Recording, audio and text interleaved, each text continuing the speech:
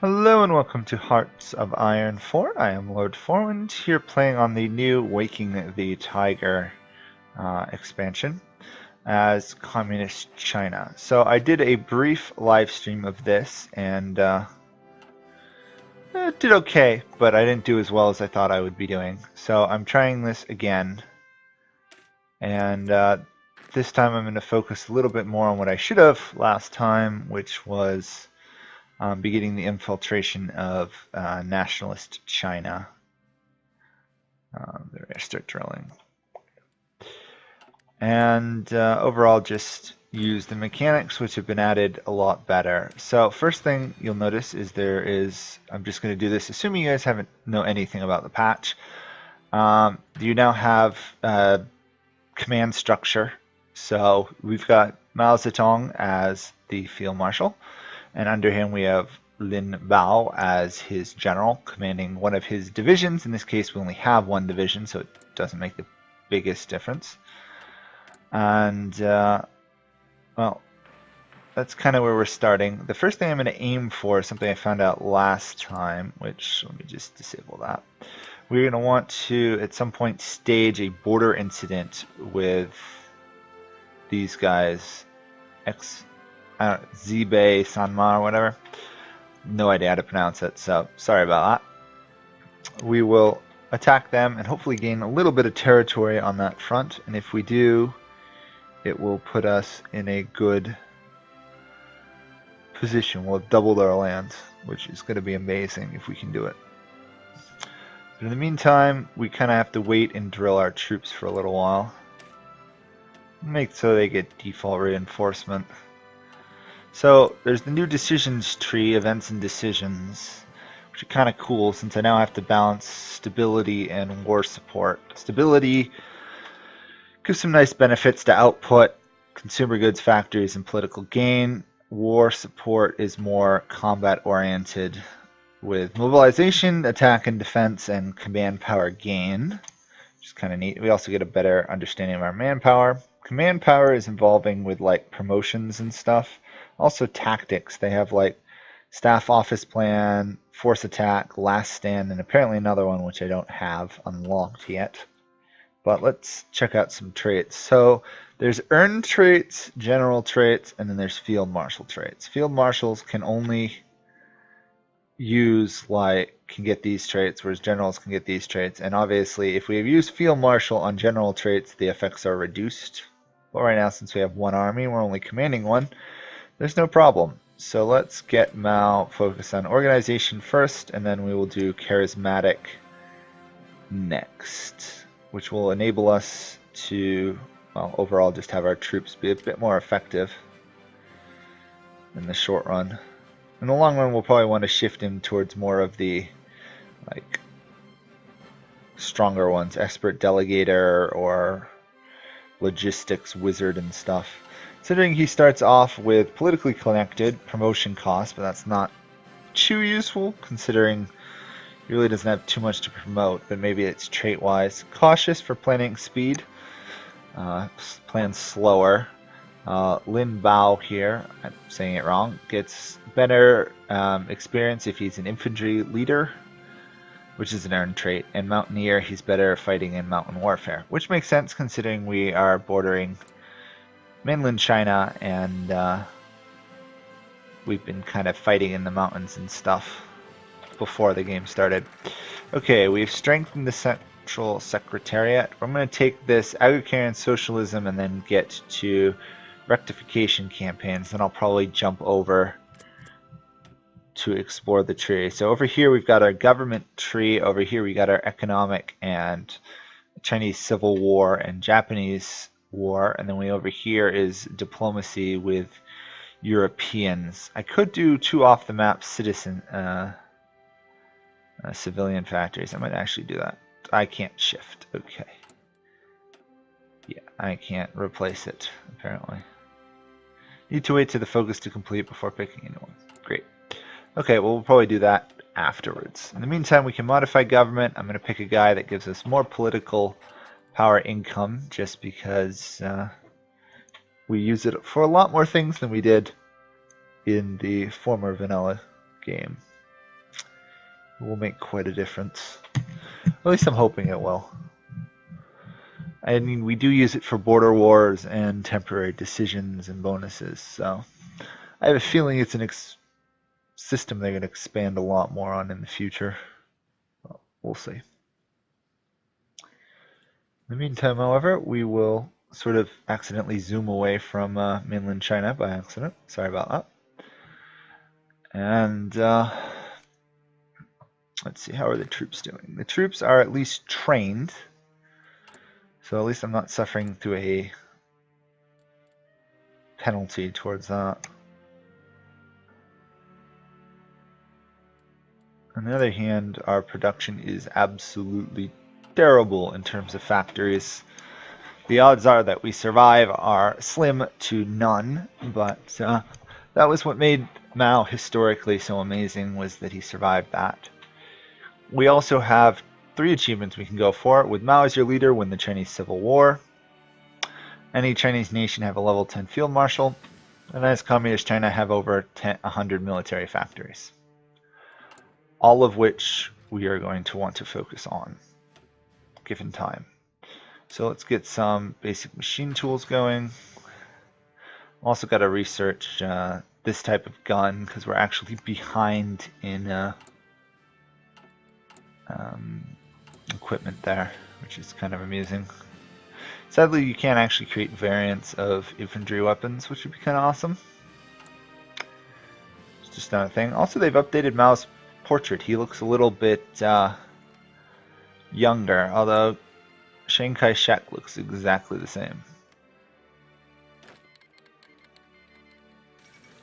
Spanish Civil War, I don't think I can really interfere with that. Maybe I can send an attaché. Send attaché. It costs us 100 to send. We'd need 50 command power. If we did, we'd get the benefits of military cooperations and developing our strength. And then we really want to support Republican Spain, who is going to lose really badly versus Nationalist Spain, because Nationalist Spain will get volunteers from Italy and Germany, whereas Republican Spain will only get support from the Soviet Union. I don't even think I can send volunteers, can I? No, I can't send volunteers. I need 30 to send volunteers. Wow. Attaché, though, might be a possibility.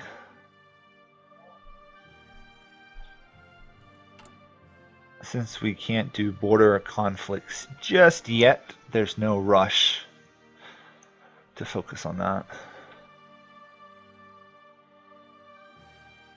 Or to save the military powers.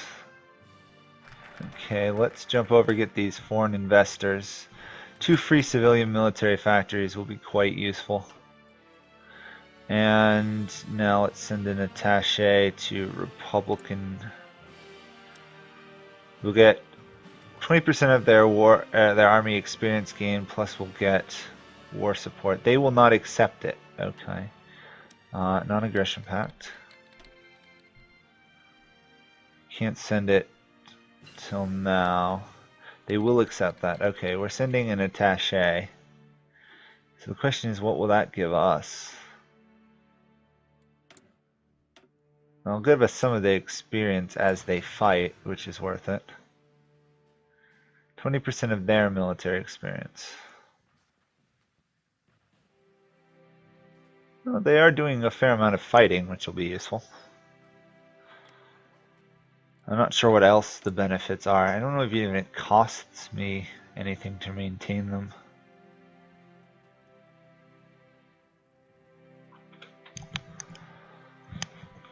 Well, at least we'll get some benefits out of it. It's not like we're about to start a war in China anytime soon, unless Chiang Kai-shek's China decides to come after us. Oh, a little bit more drilling here. We're also getting some acclimation to heat, apparently, which is kind of cool. It apparently only fires periodically during the middle of the day when it's hot, apparently. And there we go, fully trained. Perfect. Fully trained and upgraded. Once we get these foreign investors, I think I could do a mission to Soviet Union.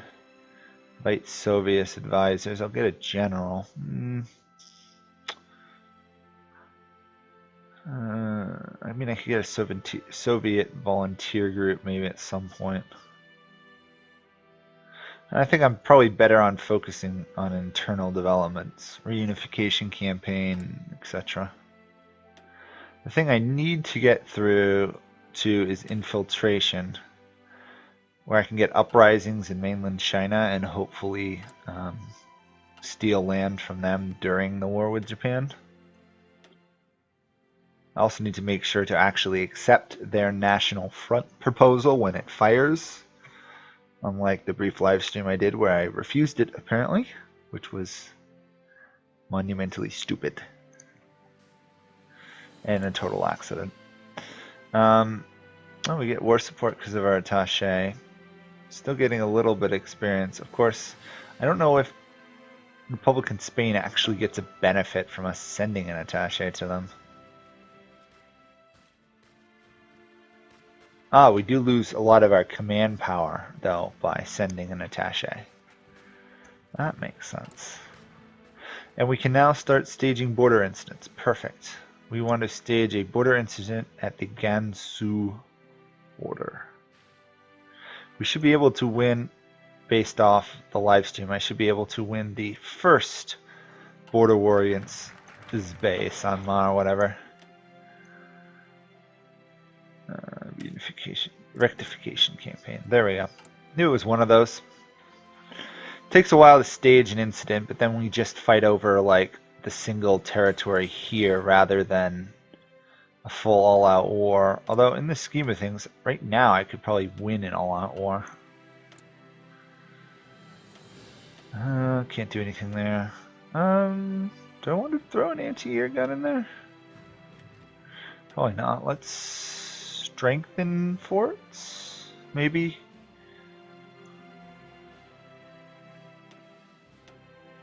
Let's actually build some infrastructure. Might as well. We'll build to 9 because there's an event that'll give us another one. Sorry, a mission.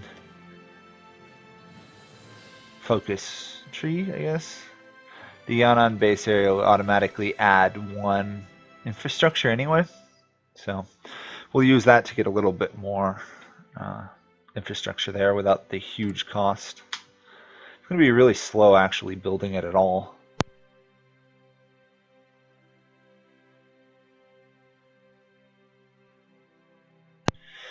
The big thing, of course, is we have service by requirement, which does lower our construction speed, outputs, and training time. But considering what a small population we have at the beginning, I guess it's worth it.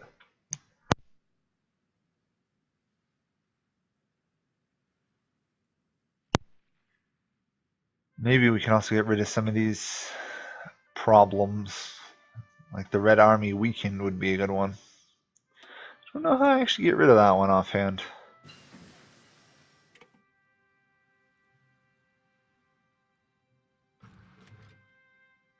It's not entirely clear.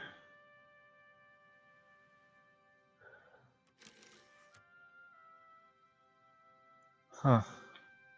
I have no idea how I got it. We have an army we can deploy to the field though, which would be kind of cool. Deploy there. We want to send you to there, ideally.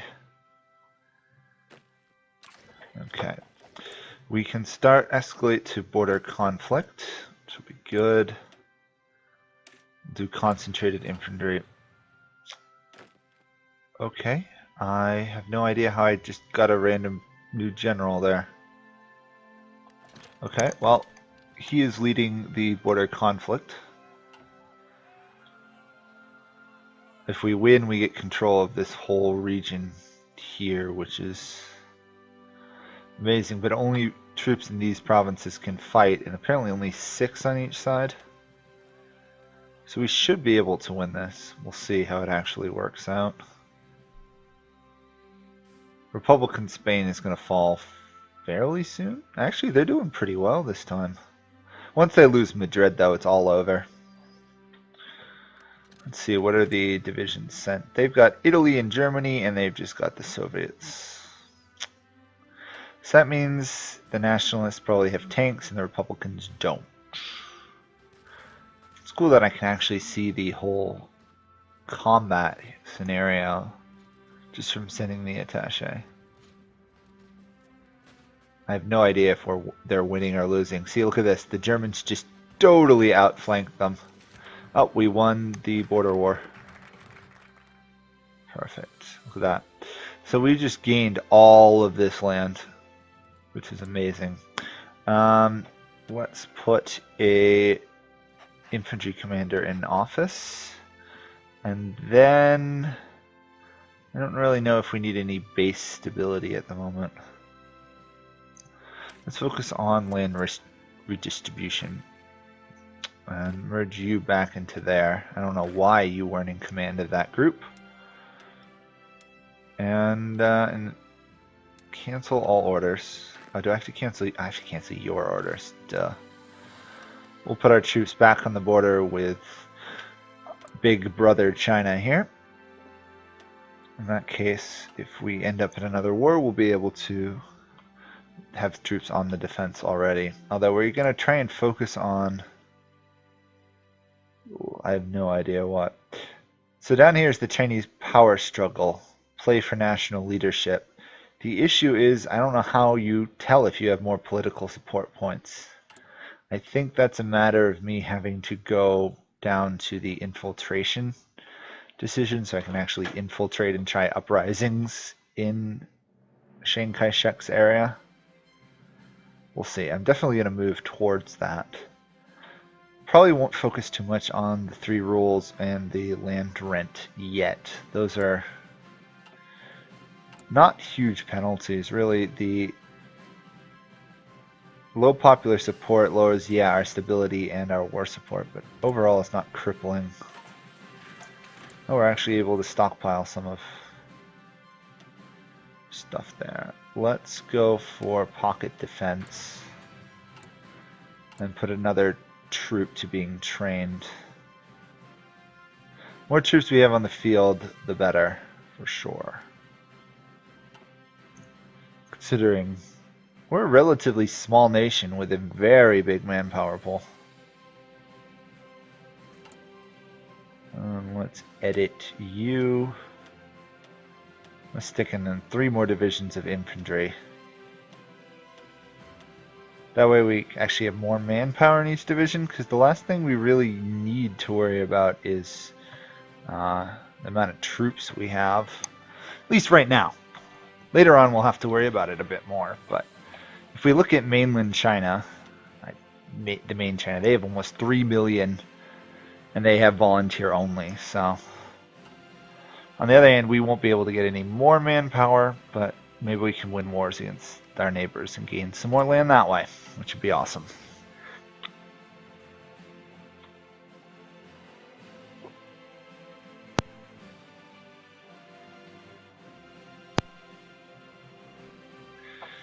Sadly, it's a bit boring, so let's look at Japan for the moment. We've got them focusing a bit more on the Navy. They're guiding the Zaibatsus. Interesting. Militarism, of course, duplicate research efforts, and state scientism. The Manchu looks like Manchunko over here is going for obedience, where they stay a puppet of Japan rather than trying to exert their independence, which makes sense considering I'm forcing them to do historical stuff. We, on the other hand, are going to take this improved worker conditions. For 100 political power, we're going to gain, what is it? I have no idea. Let's see. We're going to gain roughly about 20 stability or so.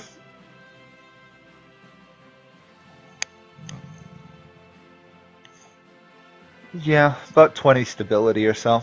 That way we'll at least have a very stable nation in the event of any other wars. Plus it gets us more political power gain and output, which is all very useful. I'm going to skip enforcing the 3 rules here. I'm actually going to take literacy programs first for an additional research slot. Should make a huge difference. Chiang Kai-shek is focusing on being friends with the US. Liaison conference, what in the world? The unthinkable option, communism, interesting. Purge Goda's faction, stability, so this is what they did historically. Other options, they support the Kodas, which is a bit more militaristic apparently. Japan will now be known as Japan. Okay.